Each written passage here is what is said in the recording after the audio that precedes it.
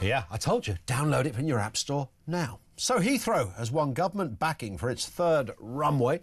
This is Transport Secretary Heidi Alexander set to confirm a 3,500 metre northwest strip of the existing runways. That means capacity would rise to 150 million passengers.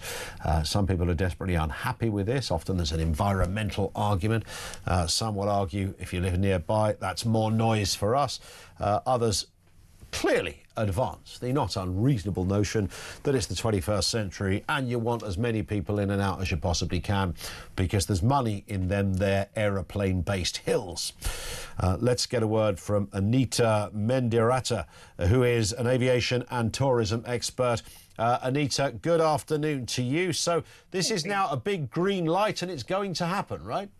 It is indeed. It's a big green light. There's still work that needs to be done, but the important thing is using your language, keeping it green. And that's why it's actually incredibly important that the project was given the go-ahead today, because it's actually going to make us stronger in terms of sustainable flight, not more damaging. It's quite the opposite. How do you add a runway and all that entails and make it green?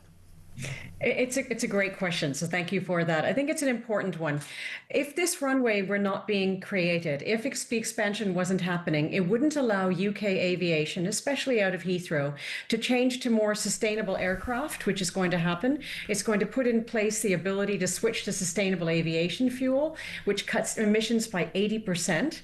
Plus, it also has an impact on air traffic control. So the entire rework of the airport, because of this whole exercise, is actually making flight more sustainable, even though, as you're saying, it's going to double capacity of passengers and double cargo, which is hugely important for competitiveness of the UK. That is true. Of course, that's some time away, isn't it, to get to the point where we have electric aeroplanes of this size.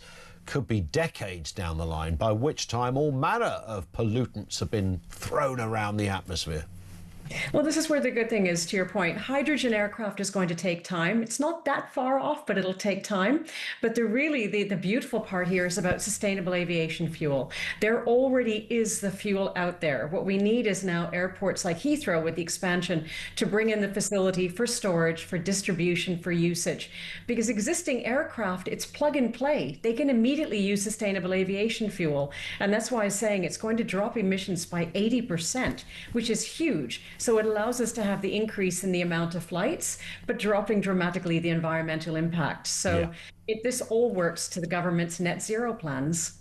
And of course, whether people buy into that or not, there is another reality here, that this is clearly a very lucrative move for British industry.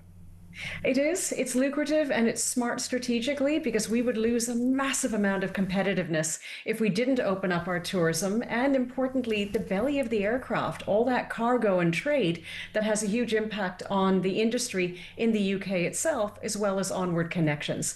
So this is, again, a very good thing, and not just about travel. It's about far more than that. It really goes down to all aspects of UK industry. OK, on that point, Anita, thank you very much for your time. Anita Mediratta, who is an aviation and tourism expert.